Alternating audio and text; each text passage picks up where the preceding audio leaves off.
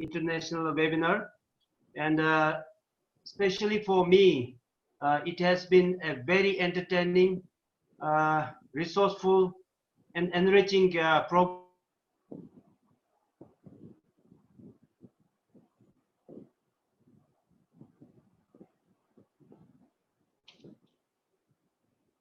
Impressed that so many things are going on with regards to this climate change, and there are many people, I think thousands of people, organizations already doing something, because this is the most dangerous or greatest challenge that, as I said in the earlier session, that we are facing today. So there are resources, there are knowledge, everything is there in the world right now. I can see that. But the greatest disconnection is that these knowledge resources are not available to the common people. So as I said before, now the most important thing is to reach out to the people at the grassroots level. So that's the most important thing that we should be doing now. And to address this climate change, we cannot wait for the governments. So now I'm putting forward this concept called by the people for the people, like today's session where the people have come together to address this climate change. We can also address so many other global challenges. So that's why I am coming up with this concept called by the people for the people. So under GBC banner, and also I'm coming up with a collaborative platform called Better World Alliance. So under this collaborative platform, any individuals or organization in the world can come together, and then we can help each other to solve the many global challenges. So we all know that what is the impact of this climate change, and we ourselves are being impacted. So the next big step is to what should we do to address all these problems. So that's why now out of today's discussion, and I would like to propose that I think we need to now come up with some kind of a framework, a way forward. Okay, so I've just come up with a few points that we need to put forward to address this climate change as a united people of the world. So I think number one is that we need to tackle pollution, which is very important. Pollution means pollution of air pollution and soil pollution as well, and so many other resources. Number two is we need to take up on a global scale this afforestation or greening activities. If I may share, last year we have done this, greening activities on June 2nd in 11 countries. So I coordinate that, and we had a very successful, activities in 11 countries. So number three is it's very important to conserve biodiversity. Number four is now I think we need to adopt this green and clean technologies. So number five is I think which is the most important thing. Just plantation of trees is not enough. I think we need to change our lifestyle. Okay, the way we live, yeah, the way we conduct ourselves with nature. So that's what I would like to call this responsible and responsible consumption. Okay, so we need to change the way we consume things, and we have to think about the future.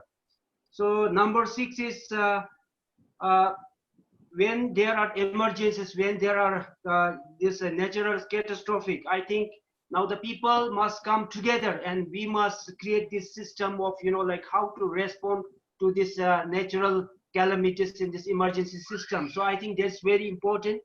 And lastly, number seven is that I think we need to now gather ourselves, unite all the farmers, people in the farming sector, and now we have to come up with this climate adaptive agriculture. That's what I would like to call. And under GVC, now we are uniting farmers from all over the world. We would like to promote organic farming, permaculture, and so many other things. So in order to carry forward this mission and to address all these challenges, so after this meeting today, I would like to invite everybody to join. We would like to create some kind of a global committee on climate action. So we would like to call it maybe climate action or climate change global committee. So anybody can join, and together we will, gather all the resources and what's happening, all the experts, and then maybe we can come up with some kind of a framework as I explained. So this movement should mostly be done by the people, and we don't have to wait for the government to solve all these problems.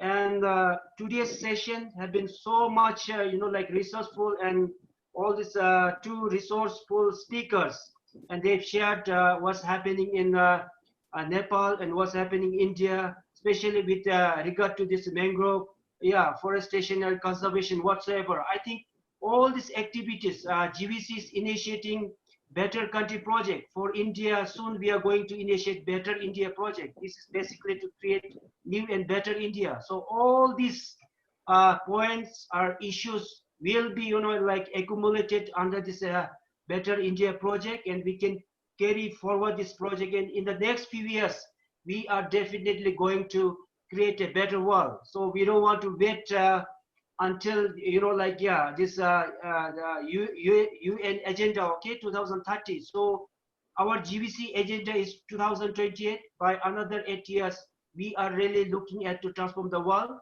So we are creating so many networks like women's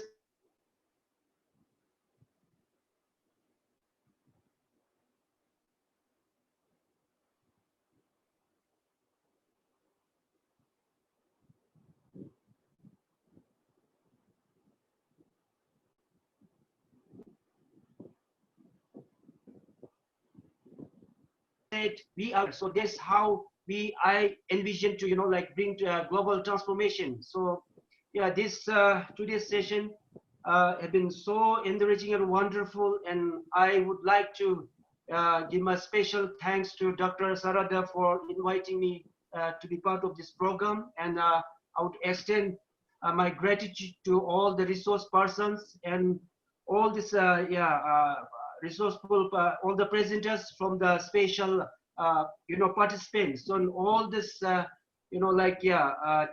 this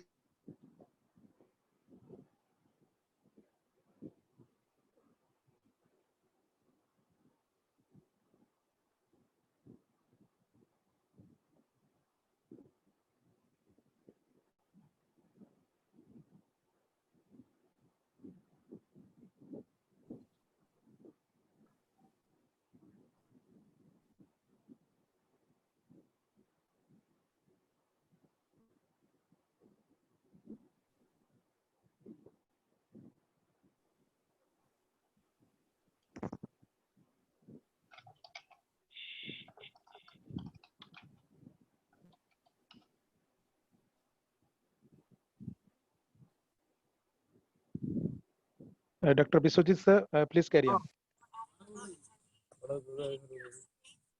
Thank you.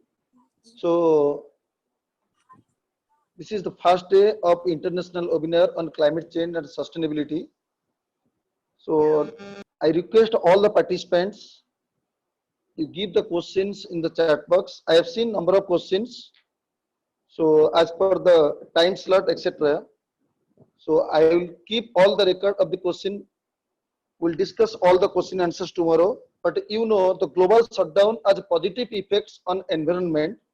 COVID-19 pandemic situation alters the scenario of climate, as we all were not expected within a decade. Reduction in air pollution, 70% in New Delhi, 18% in China, 58% in Europe, 30% in northeast of United States. Coronavirus measures imposed in different countries have improved their quality. As per the Central Pollution Board, air quality index is good in our capital 0 to 50. Kanpur is satisfactory 51 to 100. 31 cities of India are in good report of air quality index. One of the most polluted cities, Delhi, skies are clear, greenhouse emission reduces as flights are grounded, factories are shut down and traffic are slow. Delhi greenhouse emission dropped by 58% in Europe as compared to level before COVID-19. New Delhi 70%, Pune 30%, Mumbai 38%, Ahmedabad 50% drops nitrogen dioxide during lockdown and reduces the respiratory risk for the common citizens. So not only these things, particulate matter also decreasing. So in this point of view, the fighting climate change would ensure that rebuild economic are stronger. I thanks to all the resource persons, chief guest Jackson Dukpa sir, Dr. P.K. Regmi sir, and Dr. R.K. Naik sir for their valuable information, and all the question answers will be discussed tomorrow. We will make a list. If you have more number of questions also, you can send it in chat box. We will discuss all the question in detail tomorrow in presence of all the panelists.